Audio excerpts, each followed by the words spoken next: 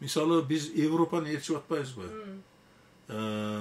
Эми Европа менен бизди салыштырганда башка нерселер келип чыгат да.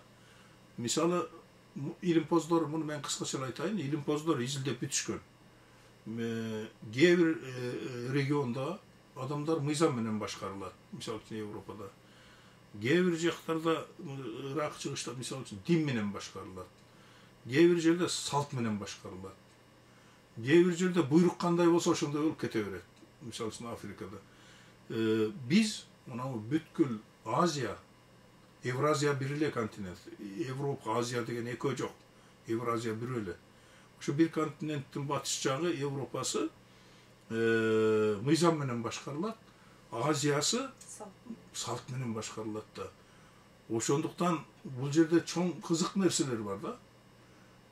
Салт менен башкарылган жерде стабилдүүлүк болуш керек.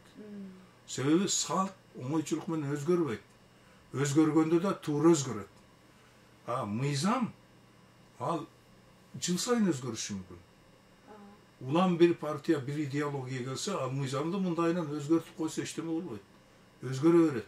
Өзгөрмөк болма деген. Ошондуктан алар айтышат да, биз керек убакта шак өзгөртүп коюп, анан кийин мынтип жаңы жолго түшүп кете беребиз, ошентип өнүгүп атабыз деп. Жок. Биз эгерде ошолорду туура айтылган болсок, биз анда өнүкпөйбүз. Биз ошол салт, мына нарк деп атпайбызбы? Ошо салт менен башкарылган элде нарк нормалары иштелип чыгат дагы. Ошол нарк эгер жазуу сызуусу жок болсо, ошол конституциянын милдетин аткарат да. Ошо наркка жараша мамлекет түзүлөт. Наркка жараша